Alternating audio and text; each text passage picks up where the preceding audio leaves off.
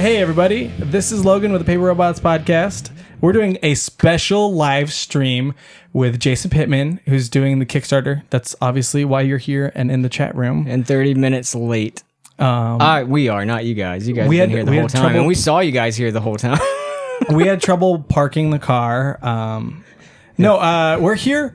And Jason, I'm sure a lot of people already tuning in live know what your Kickstarter is because they've read your Kickstarter and have thrown buco bucks at you. But the bucks.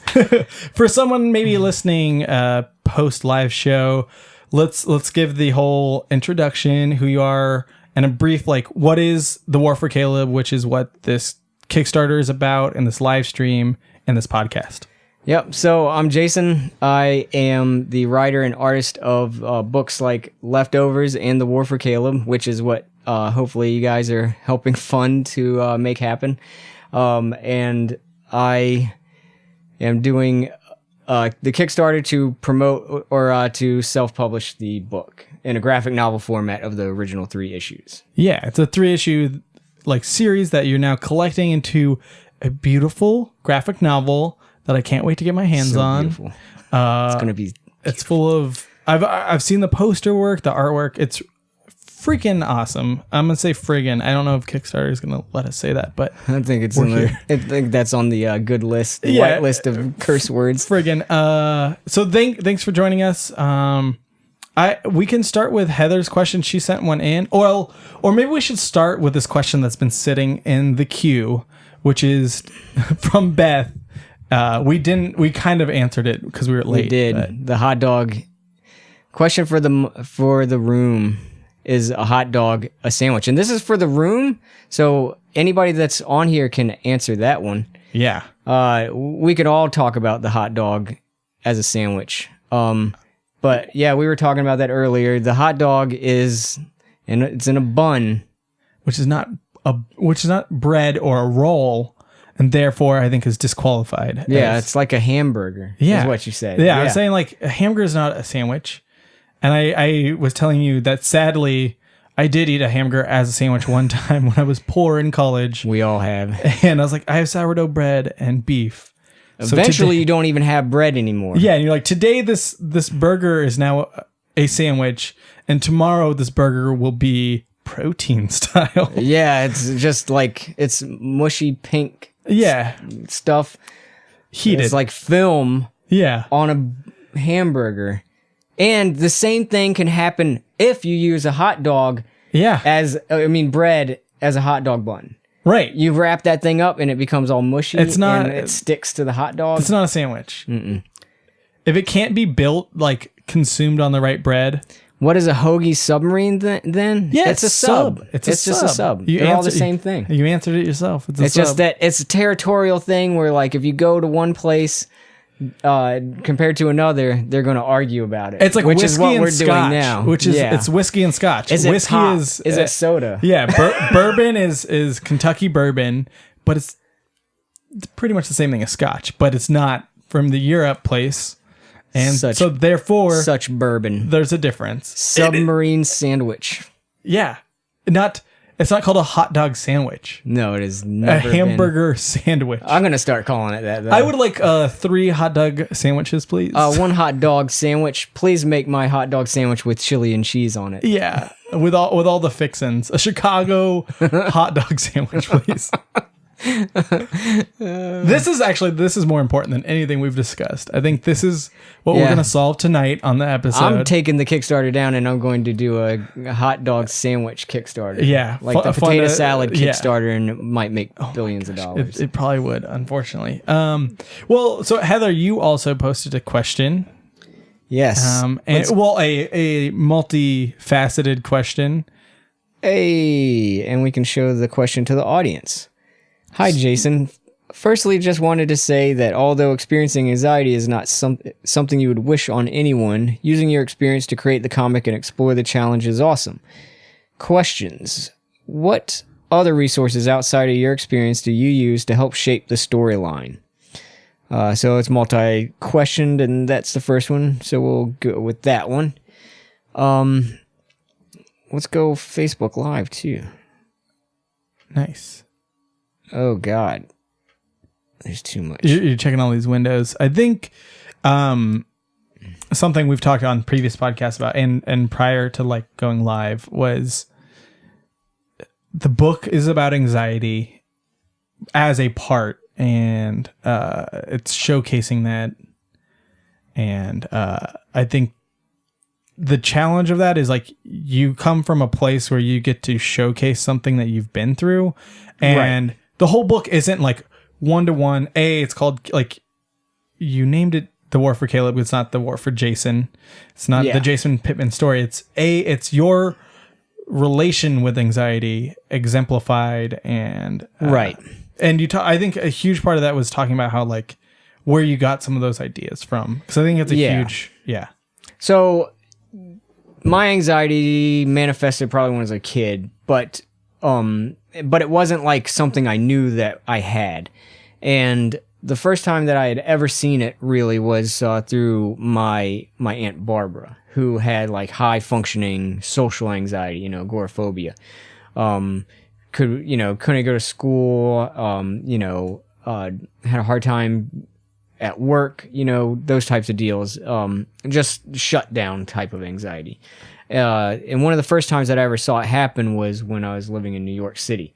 Or actually, we were visiting New York City. It was right when I started the Kubert School. And we go to the subway and in New York City, and she's just like, stops, dead in her tracks. Nope, not going to get on that train. Not going to do that. I can't do that. And she's just afraid. And, even me sitting there, I'm like, I wasn't so far into my high anxiety at the time and going like, wow, what is going on here? I don't understand why somebody would just illogically stop in their tracks and do something like that. So that was the first time I ever saw it. And then, after they left, I started living in the city by myself. I started having some hard times because she had passed away. She had died in a car accident, and we were like best friends. We did we talked on the phone every night. We did all kinds of stuff together, and then she was gone. And that kind of felt like the anxiety got passed on to me, and then everything became very difficult. Like I started to feel like, and I had already lived in New York City for a little while, so I'd walk out there and it was all very difficult, like talking to people, being around people, and just being in myself, and that was like really hard to do and be a part of. And I think like that's kind of what's beautiful about this book. And like, so even though Heather's like, it sucks that, not that it's not great to have anxiety, but it's great that since you're a creator who has it and has these experiences, you can like showcase it and share it and allow kind of your struggles and the struggles you've seen be an example, and like fictionalizing it to showcase it to other people who haven't. And like me, I don't suffer from anxiety. Like we were saying, like it's a spectrum. It's like you can be, I like your lactose. Like everyone's a little bit lactose, but some people are like straight up, I sniff some whole milk and it's game over. I'm going to be at home all night. Yep. But it's like we've all been in a spot like that, and this is showing that. But not only that, it's the struggle of it's a book also about a relationship and the questions you have within that without even being someone with an anxiety disorder. Those questions pop into your head. Is this perfect? Do they like me? Do they like me for me? Like, do they like who I am, or is it because of like where I'm at right now? And they'll see the real me and it won't be great. Like those questions are real for whoever you are. Yeah. And then you add in this like element of anxiety and showcasing like just how that can feel and manifest itself. And I really like that it manifests itself as two heroes like warring over each other. And you talked about how like in the previous podcast, how like that early childhood of Kaleb stuff is direct, like a lot more connected to like you. And so I guess we can go to the next question though. Yes. So that way we don't step over everything. What are your hopes for the War for Kaleb? my hopes for the War for Kaleb is really just getting in the hands of people that need it. You know, when I started writing the book, it wasn't really a way to like help people, because I didn't even think about it like that. I was just telling a story that was interesting to me because of my personal experiences. And that might be why people are responding so well to it, is that it's honest. Yeah, you didn't like, it's a melodramatic telling of, yeah. Yeah, I didn't go, oh, you know, it'd be a cool way to talk about anxiety or anything like that. Because I've said this before and I'll say it again. I hate things that are done just because they're cool. Yeah. I like it when things are done because they're meaningful and in turn end up becoming cool. And that it doesn't have this like magic pill solution. Right. Yes. Yeah. And that's the other thing is like, that what I found out when I was writing it is that, and that's what I was actually trying to figure out while I was writing it. It's like, what is the magic pill solution? Because I'm trying to figure this whole thing out myself. Yeah. The whole anxiety thing. And I'm thinking, oh, well, you know, there's got to be a way to fix this. So beforehand, I was even doing like research and stuff about, and this was before I started writing the book, just trying to figure myself out. Like, how do I solve anxiety? Yeah, I'm going to be the one who does it. Yeah, exactly. How do I solve anxiety and not have to deal with this anymore? Because there must be a way. Yeah. And that's the thing is like, I don't think that there is that anymore. No, I know there's not that. There's just existing, and the older I get and the more time that goes by, the harder existing is.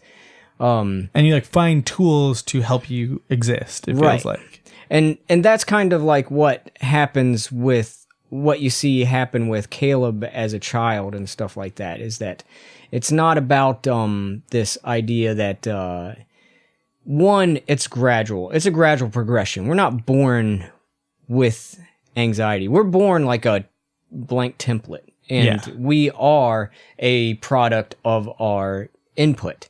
Everything that we absorb and we see and we get becomes who we are.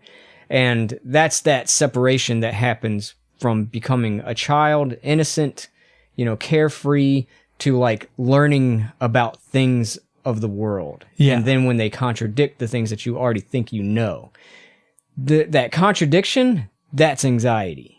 Yeah. It's like, no, that's not supposed to be that way. They told me that I wouldn't get fat if I kept eating Twinkies, you know, stuff like that. That's what somebody told me. Yeah. This can't be true. And I think a lot of anxiety is sometimes convincing ourselves of things. But it's like also you have to go like, oh, I think we like with something like a disorder or something, you go, okay, I want to get in shape. Well, okay, if I do 100 push-ups, that equals healthy. It's like, no, exactly. It's every day. Yes. It's about taking those steps work. Every day. Yeah. It's all hard work. I think it's really cool. I'll shout out to Heather just because she's an amazing listener, and she has her own podcast, and it's called Sunshine and Power Cuts, and it's about like the sunshine, and she does these themes about reflecting and like trying to see something good every day, and like the light, like the sunshine. And it's because it's this daily thing, and it's not tomorrow. All right, I did the 10 steps today, therefore I won't have anxiety tomorrow. It's like, no, you have to have you're gonna do it every day. And I think that's a hard thing to talk about, and I think that's what's really cool about this book, is it shows someone dealing with anxiety in a relationship at a period in their life, and it's showing how that feels and how it can manifest. And it's not just like, it's not a sitcom where it's like, oh, it's it's the Friends, and at the end of Friends episode 1, they solve something. It's like, no, and then they reset. I've been watching Blossom. Right, I love Blossom. I haven't started watching this yet. Okay, well, it's typical sitcom, you know. But spoiler alert, she breaks up with her boyfriend in one of the episodes, like her long boyfriend, Vinny. And then like 2 episodes go by, and then all of a sudden he just comes in the door for breakfast and kisses her hello. And I was like, when did this happen? They just reset it. That's a great...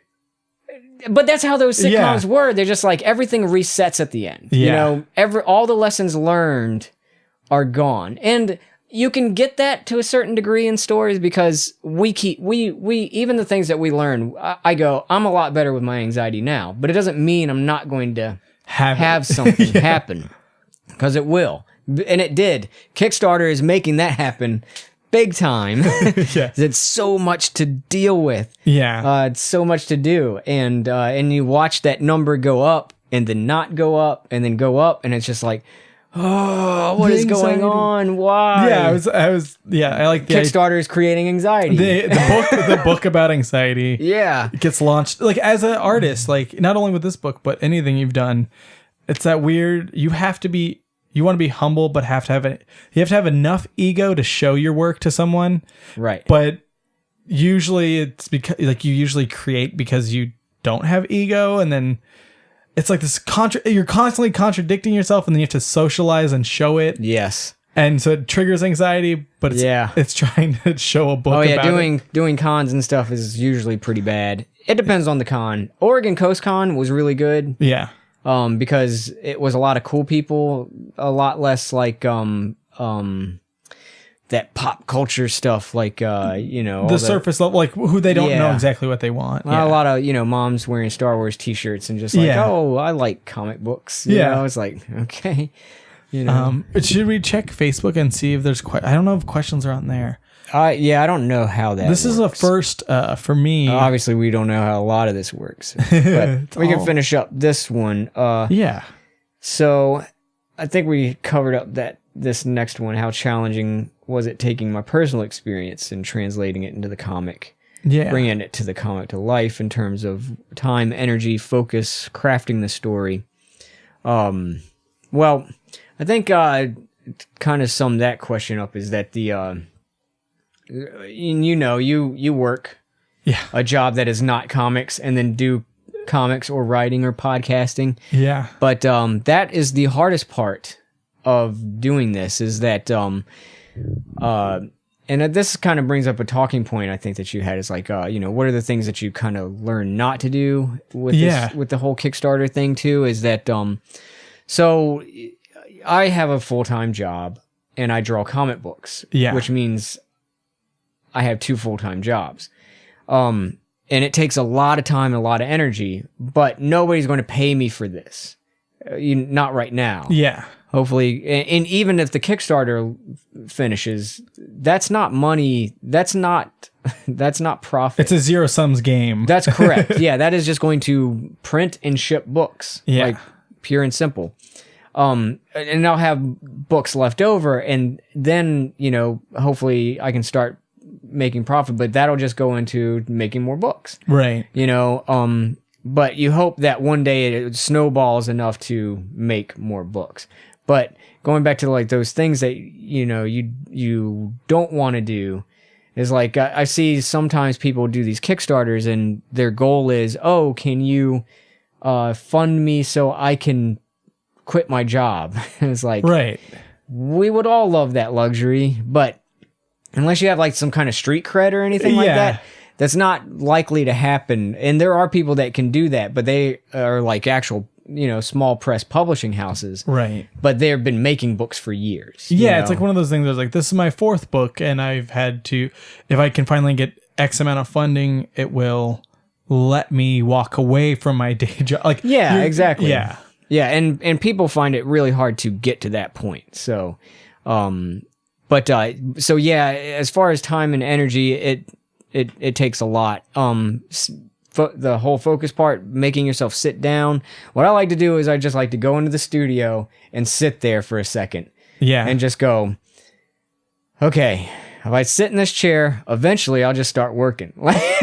It happens. I hate to keep bringing up like these gym analogies, but I think like as creators, you have to set yourself up for, you have to put yourself in conditions that are conducive. There's some alliteration that are conducive to work, and like it's easier to drive to the gym and then go work out than it is maybe to have a gym at home until you have that, like, unless you're just a person that has that, like, is already built with that in them, like, oh, I'm going to work out right now and I can motivate myself. It's like, but if you say, okay, I'm going to sit, this is my work area, Yeah. Like, this is my zone. This isn't my couch with Netflix.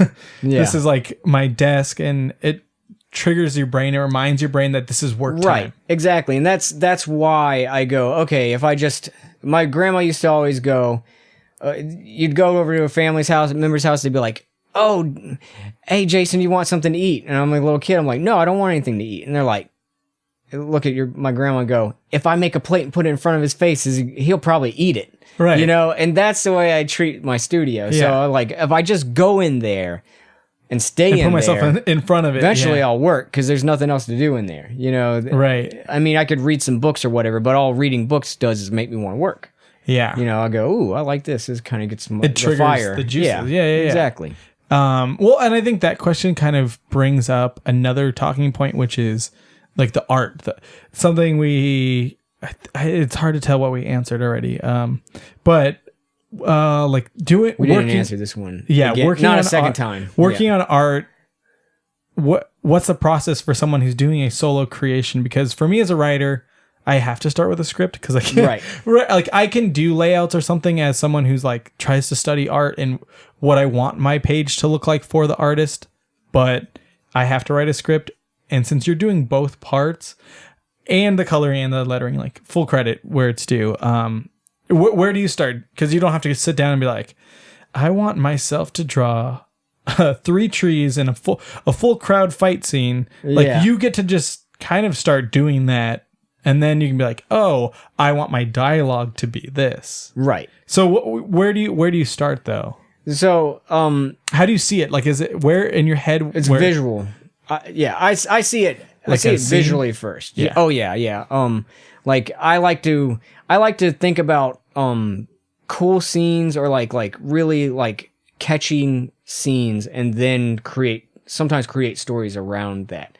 Like, for instance, The War for Kaleb, the first issue was created from one scene in my head, and that was like, it's the 3-tiered scene where the 2 Kalebs start fighting for the first time. Yeah. Except in that was Kaleb acting out his desires of what he wanted to do to that guy. And it was like really dark, really violent, ugly, horrifically violent. And that's how I started creating that book. So it all just kind of built around that one scene. Yeah. But so I think visually first, and then I go from there. I like to, like, sometimes I'll just create an entire story off of just a line of dialogue, or like something I hear, like a cool, catchy lyric in a song. Yeah. And that's kind of like where, well, because you're saying like the subway scene is like based off of like you're on and the Metro by Berlin. Yeah, but I was listening to it from the Alkaline Trio cover at the time. But like there's like that one lyric in there, I hate you for loving me, in it. And I was like, that is an awesome line. And I was like, that perfectly exemplifies like what Kaleb is going through with how he feels about his anxiety disorder. How does he feel about this woman who he's starting to feel like kind of wedged herself into his life? Yeah. You know, or did he even decide this himself? Yeah. You know, but even more so, how it's making him feel. And that's what I like. I like those feelings. I like the feelings that we get. I like saying a lot with a little bit, and those are kind of where my stuff comes from. But so I like to start with artwork, thumbnails, roughs, and then I'll actually start writing in the roughs. Yeah. Like writing in the roughs. Like that's the new segment. Writing in the roughs. But like for me, I guess I see it as like, oh, I see these like conversations or these dialogue scenes. Like I'm seeing them as a scene, but I see the script first. Almost like, oh, I see what I see the questions I'm trying to ask. And like you're saying, you see the scene and then you realize, like, then it's like, okay, this is asking this question and this is what's manifesting around it. And like you just, right. It's exactly. Like, and I've talked about this before on the show where it's like so much of creating something is you have this seed and then you just start like throwing clay on it. Yeah. And then it becomes this like big mound, and then you start to shape it. So it's like it could be this big old mound, but then as you shape it, you're like taking pieces off and you're crafting it. But at first, like you have the seed, which is like can be a scene or a lyric or a line of dialogue or like a question the character has. Exactly. And then you just you're like throwing this world on it, and then you're shaping that world because you're like, well, the world doesn't need this, or that's this is how these work, and then it becomes like Star Wars. Star Wars is who is my father. Yeah. Like that whole movie, that whole saga is built off of that. Just that one question, you know? And that's what I like about like taking this very simple concept, theme, question, what have you, and like you said, building something very complex around it. Yeah. It's only simple on the surface, you know, and then the more you find out about it, the more complex it becomes. And especially with the anxiety. Not to be confused with convoluted. I hate convoluted. Right, which is that's like having the clay on there and then having another seed that you just put in there that is like another question that you just like, let's throw that in there for no reason. Right, exactly. But I think like the idea with especially the anxiety of like that for the first issue, which like I'm trying not to, I don't want to spoil this whole book or anything, but that scene in the subway where you're saying like it was originally almost seen as you were going to see him acting it out violently, but instead of having it become this war between these two halves, these two hero and villain manifest. I mean, I think we've all been there where like, dude, you even see that sometimes in TV shows where like it cuts to the person in the car punching the other person and then it cuts back to them. Oh, they were just thinking that. And that's exactly what it was going to be. And you're like, yeah, it's like, but instead you're like, wait, what if all this destruction and things can play out? Right. And then it cuts to him and it's like, oh, those were the heroes and that was in his head. Yes, yeah. exactly. And I thought that was really, it's really pretty. And another thing with like having the dialogue you have, the book speaks through the art on multiple levels where it's like, no character has to say, I'm sad. You see it in the face. Right. No matter what those, like whatever that dialogue is, you can see it. It's like when you read a text from a friend and you know them, it doesn't matter if there's no punctuation. You can hear their voice. And like that's what you're doing with the art, the expressions of the art in the book. And I think that's a really key part of it.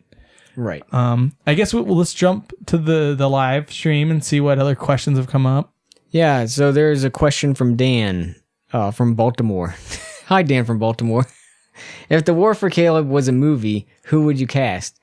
Des likes to talk about this a lot, actually. She loves to bring this. I said Jason Statham as a joke. Yeah, he was serious earlier at dinner. He's just putting on a front for you guys. You're right. I was just trying to be cool. I'm kidding. We did not talk about Jason Statham at all at dinner. No.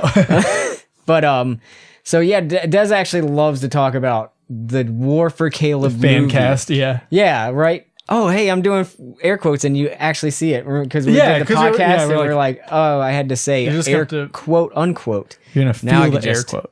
Air quote. So who would? At first, I wanted Adam Scott to be Kaleb. Okay. But then, because somebody had brought up that might be a little too old now for that part. But he's in The Lobster.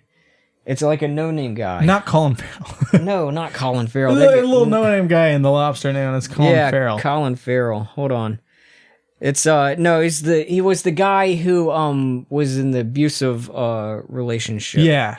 Yeah. I would have no idea whose name is. All right, I'll fan cast it for you. I would say since Hollywood takes forever, once they get the rights to the movie, it's going to take some time, which gives enough time for Tom Holland, who plays the current Spider-Man, to be the right age. That's true. And but no, his is it. Ben Whishaw is his name. Yeah, okay. Or even that guy. Yeah. Like, that guy looks like Kaleb to me. You give him a shave. Yeah. There's more. Well, I know he listens to the show. We could probably just make this happen right now. Yeah, exactly. All right, so who else do you cast in this? So what's her name from Thor Ragnarok?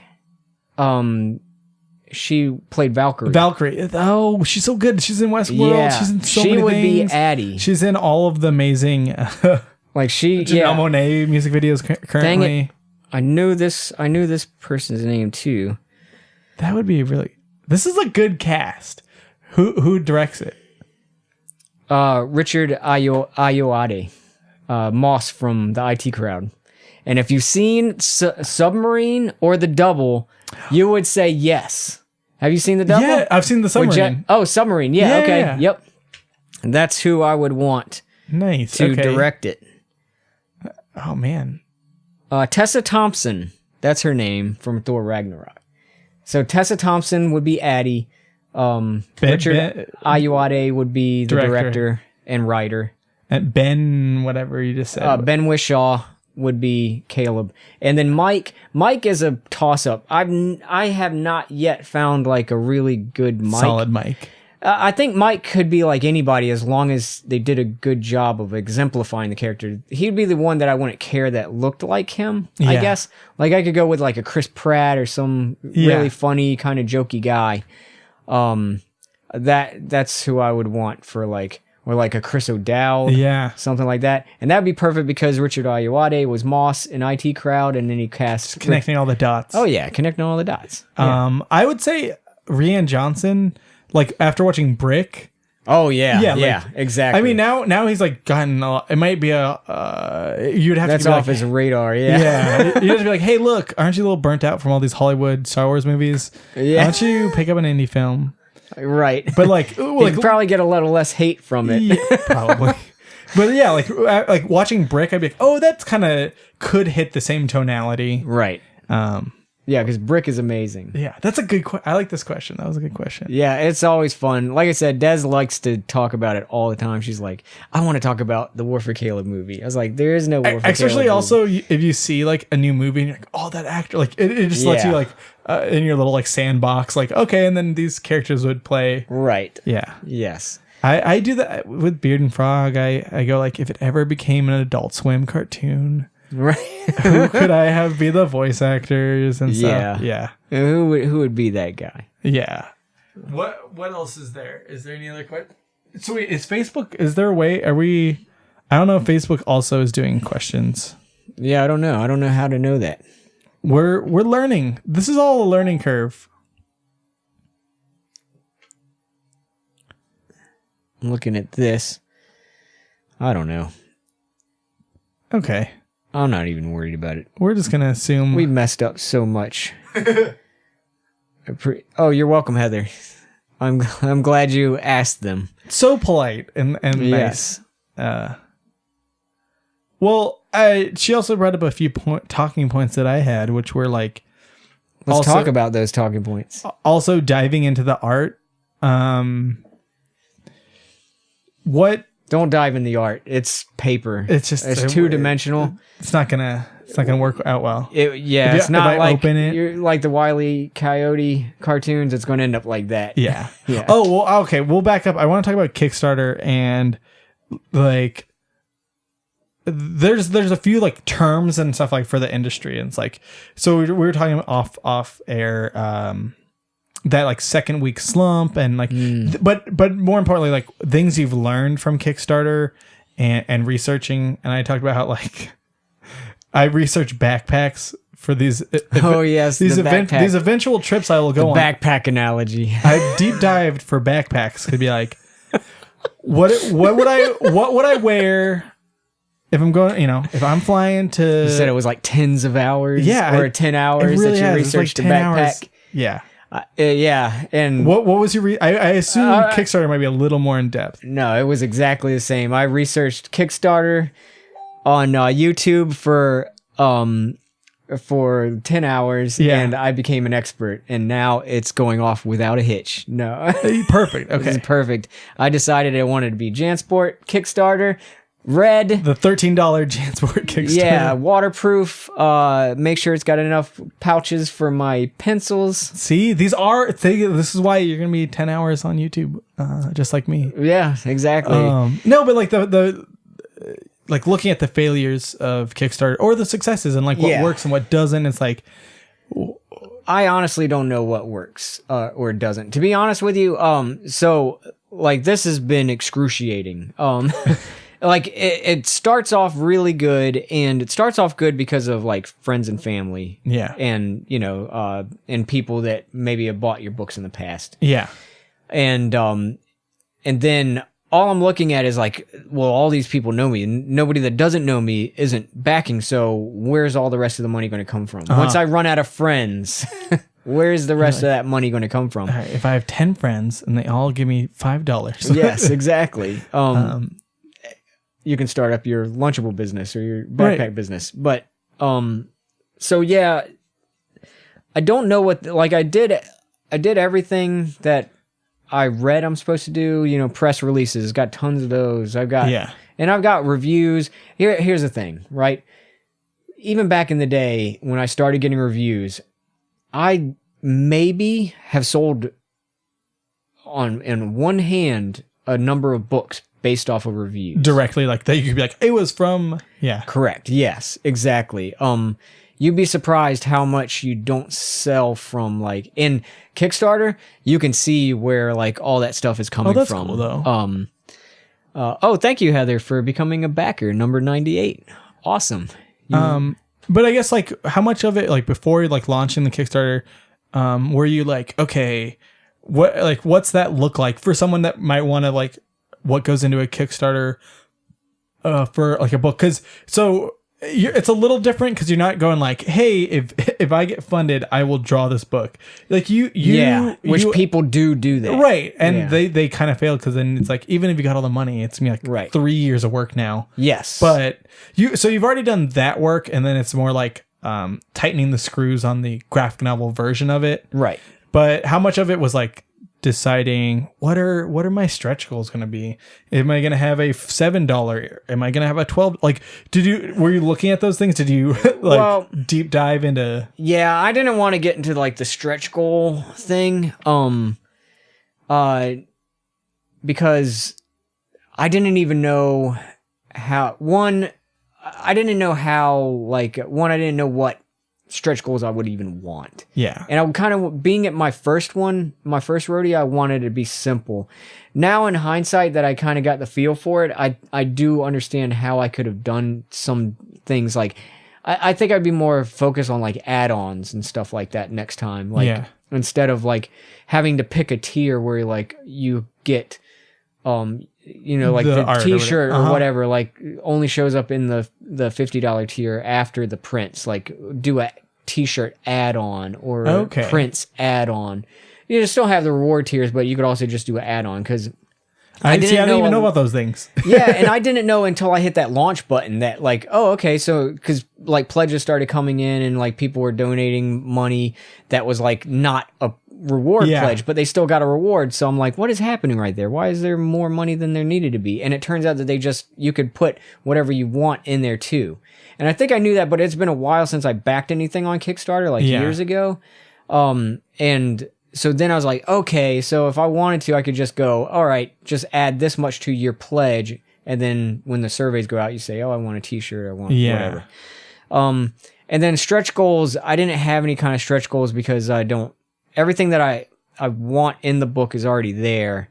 And I want to get it published sooner than later. Well, and it felt like so much of making this book was being like, bringing it from being a part of the kind of leftover anthology series that you started doing comics with, doing the learning curve from that, like you're saying, like Kickstarter is the learning curve, and then going from that and learning like, okay, leftovers, well now these books really need to go as their own continuity and own thing over here, and then like Kickstarter, like, oh, I would do Kickstarter 2.0 like this.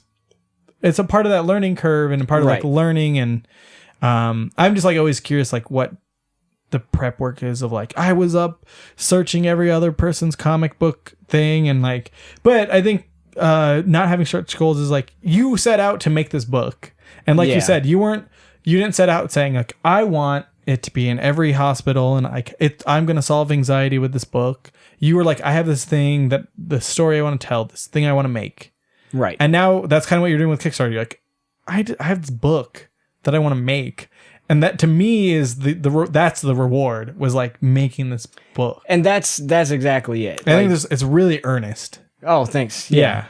And that's exactly it. Like, I've hit like hiatuses before, and what I'm trying to get back to finishing this book in particular, like I kind of hit a hiatus between issue 2 and 3, and I apologize to the people that have read it for like the past years or whatever. Yeah. And it's that self-doubt that you're just going like, why am I doing this? And so my brother, I don't believe that, and I, this is just my belief, but I don't believe that anything that I do amounts to anything, in the sense that in the grand scheme of the universe, what does my book mean? And when I realized that my book doesn't mean anything, it took a lot of pressure off. So what's left? If my book doesn't mean anything, all that's left is me wanting to do it. Yeah. Which is exactly what it was in high school, right? We didn't draw because we were going to get paid any day. We drew because we liked to, and then we also did it in hopes that one day that would actually happen. Well, what happens when that doesn't happen? You're left with like, that's when I go back to going, well, what did I think about it then? Right. What did I think about my artwork then? I was like, I just wanted to do it. Yeah, you weren't thinking about this altruistic idea of yourself. You're like, I just was drawing. Yeah, and even back then I had a more realistic outlook on it, that if I could just draw and just pay my bills, not be rich, not become famous, just get paid enough to live and draw, then that would be like the goal. But unfortunately I had to take just a little step backwards and go, okay, just because that's what I want to do. Not that anybody's waiting for me to do it. Not that the universe needs it, because it doesn't. The universe doesn't need anything from us. The world doesn't need any of this stuff. Comic books are not something we need. But we do. No, I mean, our sense of want, yes, but we don't need it. There's want and need, and it's like separating yourself and being like, all right, so if no one, it takes the pressure off. It's a great way to like go, I am doing this purely for like what it is, and not trying to make it more or less than it needs to be. Exactly. But me, like, I started doing comics and podcasting. I was like, one day there'll be this guy, Chris Hardwick, who hosts every live show, and I will Highlander him and take over all. I mean, like, this was me as a kid. I had a realistic thing. I was like, I need to be better. No, don't cut off Chris Hardwick's head. Yeah, I'm going and absorb his soul. That's the immortality. Idea. I've put it on many episodes. Podcasting immortality. He's been warned. So I'm curious if Facebook has questions, because I don't know. I don't think so. I just want to. Oh, yeah. Facebook has questions. Yeah, I don't know. I saw something pop up in here. Yeah. I don't know what's going on. Hey, guys. Brian Michael Bendis tweeted something. I hope it wasn't about sunglasses again, because his thing got hacked the other day. Oh, no. Hey, let's see. Yeah, I don't have any questions. Okay. So that brings me to my own questions, which I have. Yeah, there we go. Because we're podcasting. That's right. We're live stream podcasting. And it's a good thing it's live, so you get all that dead air of me looking at my phone and reading. Yeah. We kind of talked about this too. I think the weird thing about being an artist, and especially like doing a book about anxiety, is then you have to get on social media and like behind a pulpit of social media and be like, please check out this thing. That is horrible. Yeah. Like, it's so bad. It's the weird thing. It's the weird thing as like artists of like, you have to be your own cheerleader. Yeah. But I will agree where like you need, you should, at the end of the day, you probably should be your own cheerleader. Like, I think that there's something healthy there of like, yes, you should believe in yourself enough to do something, and hopefully not enough to corrupt you. Yeah. Right? Like, but it's a weird thing to do. It is. I had never been a better cheerleader for myself, except for the first time, or the first weekend of the Kickstarter, when like, that's when you get like your big surge of You get the endorphins of like clicks. Yeah. Yeah. And I was riding high on that at the Oregon Coast Con. Yeah. I was like selling. Okay, so I was not trying to sell books at Oregon Coast Con. Yeah. But I was like so confident. I was like talking about the Kickstarter. I was like, please get into the Kickstarter. And people were like, I just want the book now. And I ended up selling tons of books by accident, which is great. And I think it was just because I was like, talking up the book confidently for a change. Yeah, it's like pride and confidence ride the line of like ego and arrogance. Like, right, it's exactly. like they can be considered the same thing if you depending on how you look at it. Yeah, and definitely, yeah. I hope it wasn't ego or like any kind of narcissistic quality, because I don't like narcissism at all, and I'm very anti-narcissistic about myself. Yeah, I'm a very self-depreciating person, and that's how you know you're an artist. Yeah, right. That's how you actually know at night. Yeah, I was just like really happy that day, I think. Yeah, and I think people were like, "Oh man, this guy's really happy. I should buy a book from him because look how happy he is." Well, it's like it's when you see those charismatic actors on TV, like. Oh, it doesn't matter what Kurt Russell says, what his dialogue is. He's just believable enough. Right. You're like, you can believe the most corny thing. And I think that's kind of a part of it. Yes, exactly. All right. I think Heather said something again. And who knows, that connection you make and those connections cheer for you too. That's correct. Yes. Aw. That's the other thing. Yeah. Like, I think that's what happens when, like, you see these people, like on your Facebook people and all that other stuff. And like, I was very surprised, like our little PDX community, over at Books with Pictures. Hey guys, like everybody there was so supportive. Like I saw a bunch of pledges from those guys come in. It was like really awesome. And and it's same with the podcast. Like I didn't set out to start a podcast to have guests for them to like one day be like, oh, well, now I know you, so you owe me something. It's like, no, or like climbing some social ladder. Yeah, exactly. Like, I think when you can feel it when someone's doing that, even if they're not saying it or they're doing it really well, you can still kind of feel it. Right. And you can feel it when it's just these earnest, like, oh, this person is making a connection, and now they happen to have a Kickstarter or they happen to have a thing that I'm willing to be a part of. Like, it's like making those in an earnest way and honestly, and not.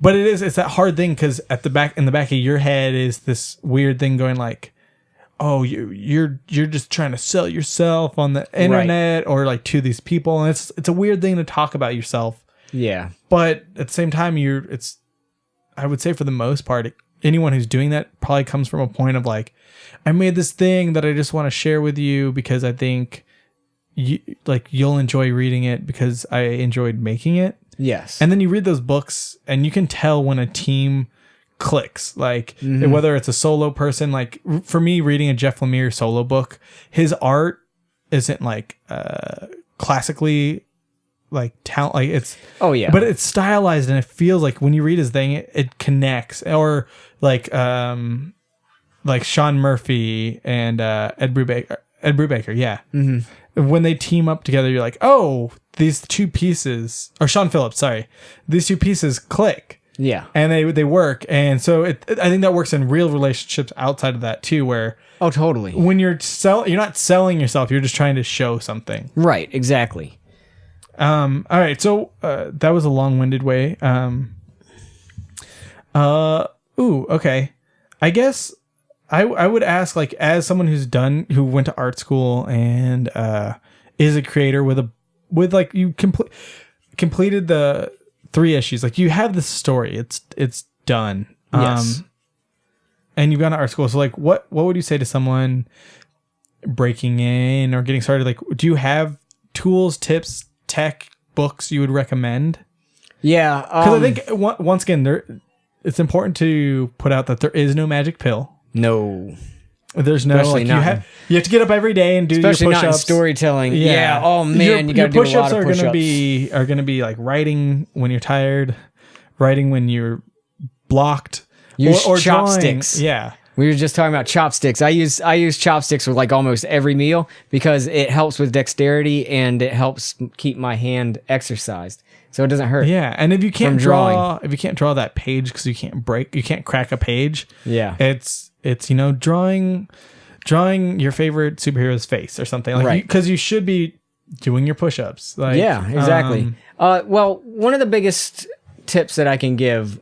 So I had a buddy of mine one time recently ask me about like some advice for doing a comic book. Yeah. I asked him some simple questions. I said, and it's an epic story. This is his idea, was an epic story. And I said, okay, that's cool. And my first question to him was, how many comics have you drawn?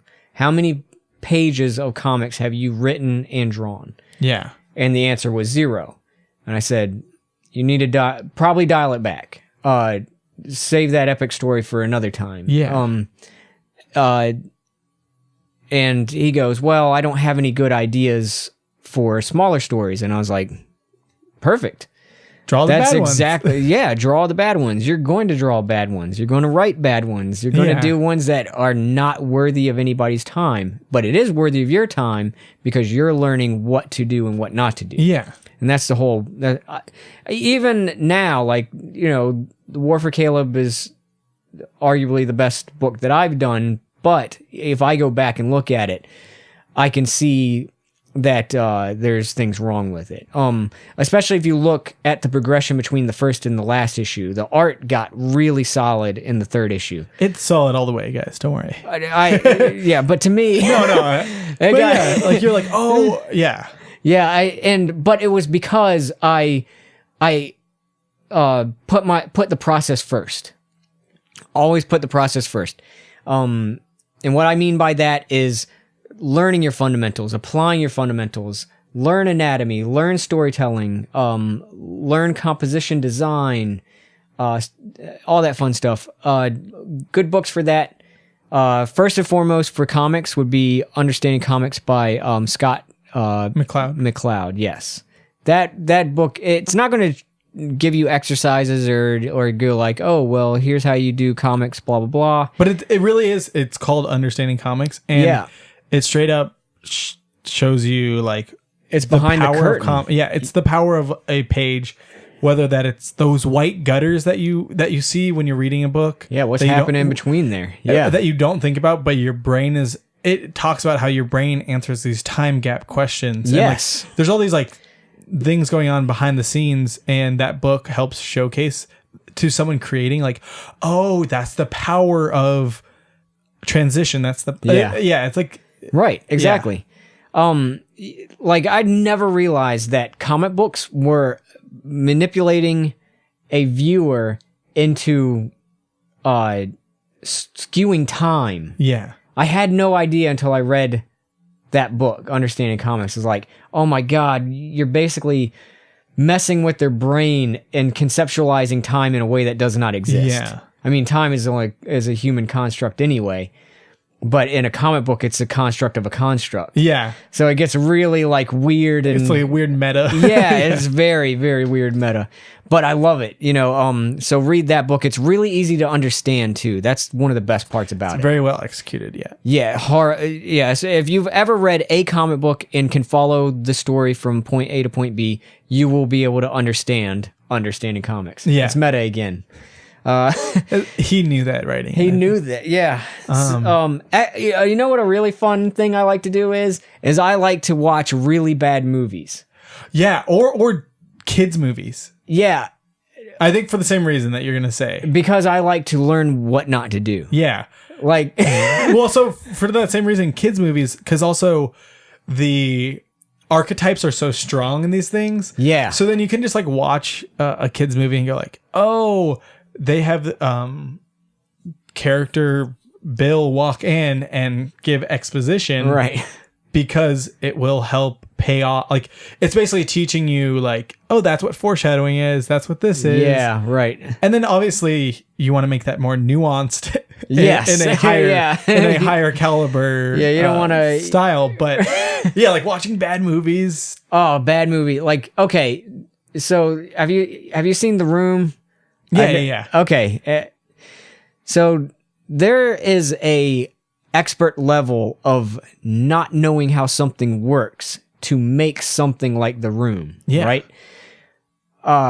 Tommy Wiseau, though, he had to walk into there going just with a self-deluded attitude about it. And it was a perfect storm. It really was. And I love The Room. Yeah. But it is a perfect storm in the execution of not just not knowing how to do something, but exactly not knowing how to do it enough to perfectly make a bad movie to where it's entertaining. Oh, yeah. And there's a lot to learn from it. There's so much to learn from things like that. Well, because if you think about it, it makes sense, because it's like, if you watch a good movie or read a good book, you put it down and you can't stop talking about it and praising it and going like, oh my God, and and you're talking about and you're naming characters like they're real. Right. And you're talking about it like it's this real event that happened that you're happy to share. Right. But when it's a bad movie, you go like, oh, the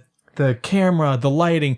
And it's like, so if you're someone creating, you should hear yourself say to someone, like telling them like, oh, I hated the whatever in this. And then like kernel that away and go like, oh, I hated it because exactly. Yeah. Like ask yourself that question. In our school, they'd be like, I don't want to hear you don't like something. I don't want to hear you do like something. I want to hear why you think something works or doesn't work. Yeah. You know, to be able to articulate that. And that's important. You're entitled to like and not like whatever. But, but sometimes it is just subjective, and sometimes it is like, oh, well, fundamentally it's this. Right. Execution. Exactly. Yes. Okay, so watch bad movies, read Understanding Comics by Scott McCloud. Yeah. Any other like recommendations you would say for someone starting out?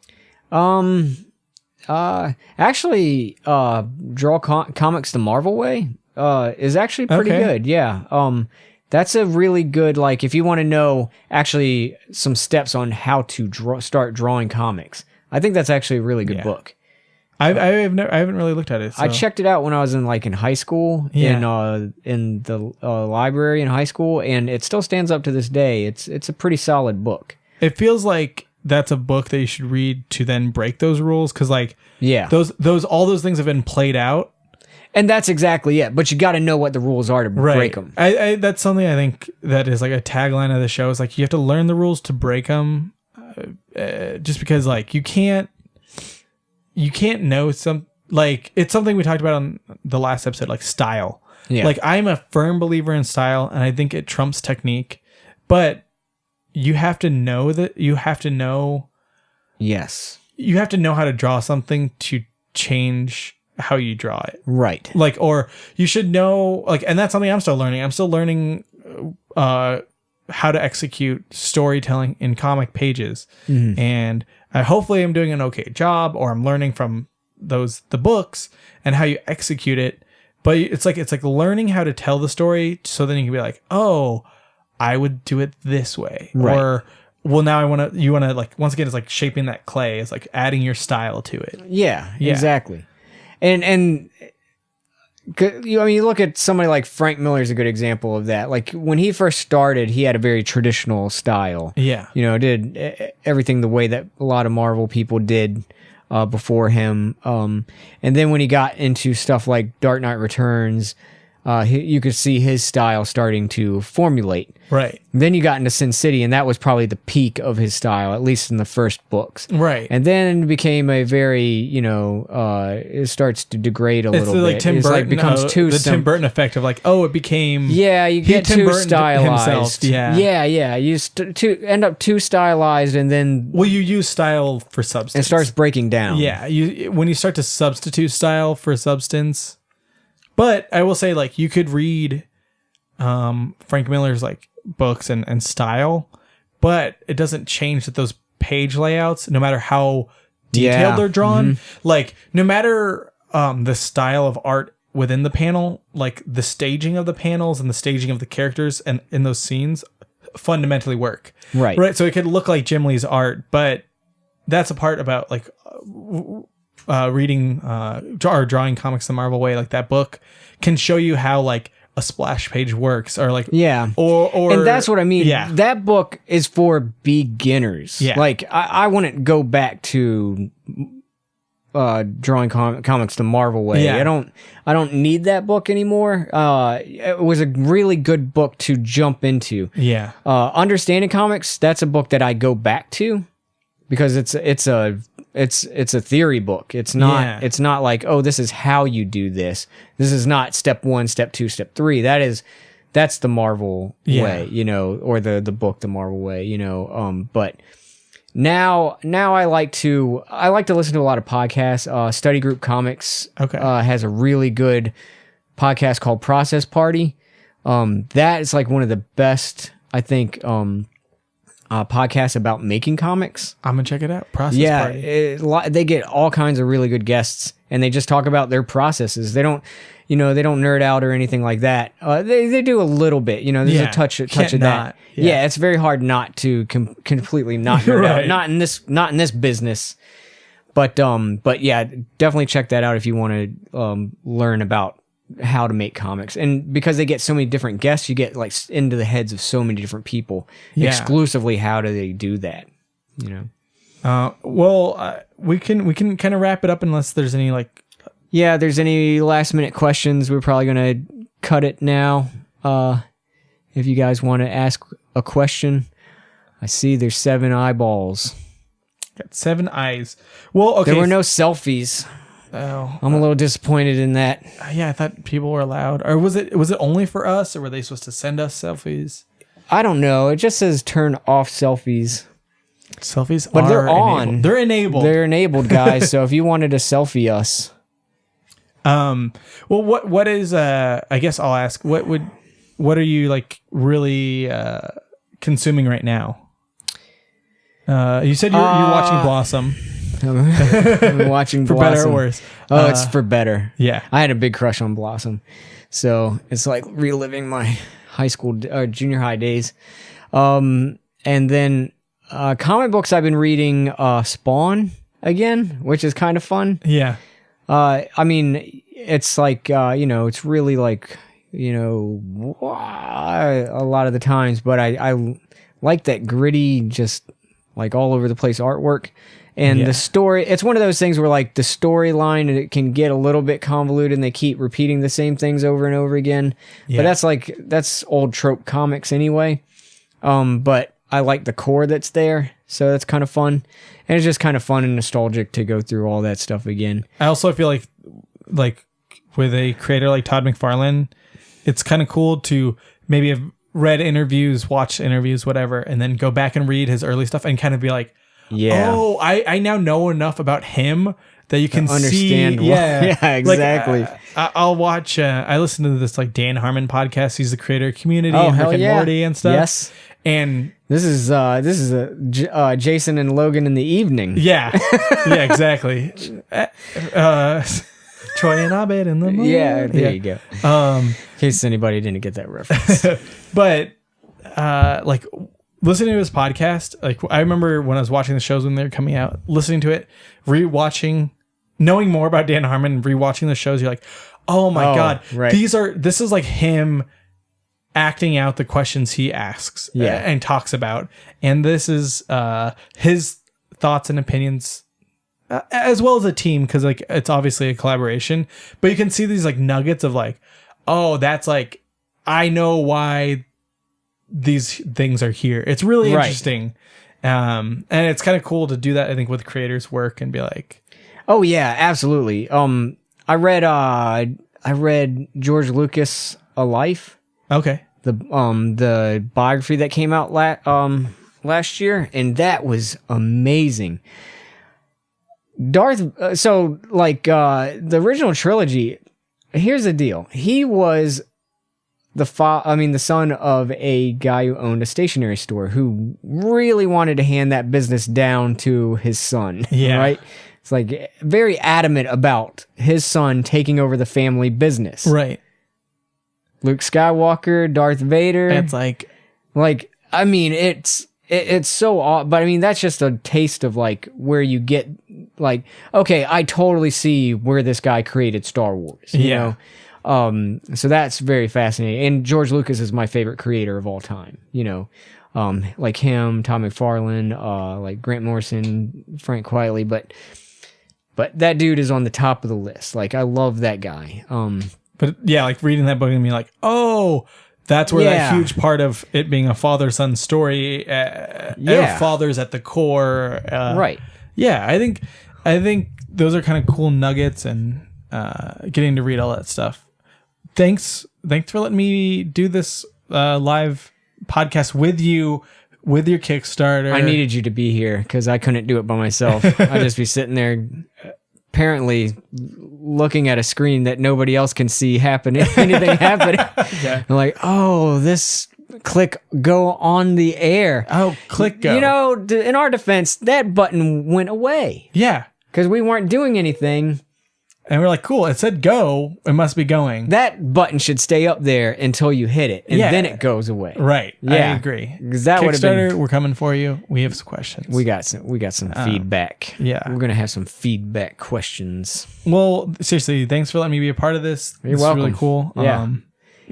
You're going to keep coming back on the show, obviously, but Yes, I am. I'm gonna come until back the end of time, it'll be forever, Jason and Logan in the evenings. or whenever we want to, Or whenever.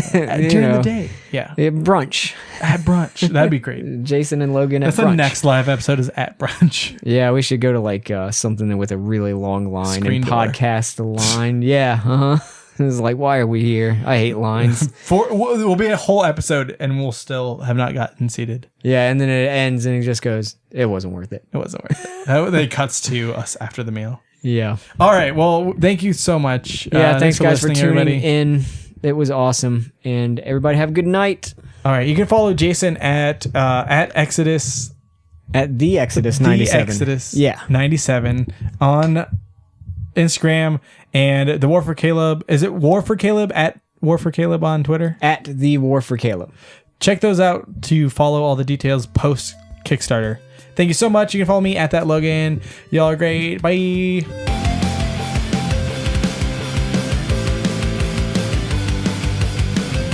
This has been a Geeks Rising production. Your executive producer of Vandrew Scott. For more information, head over to www.geeksrising.com.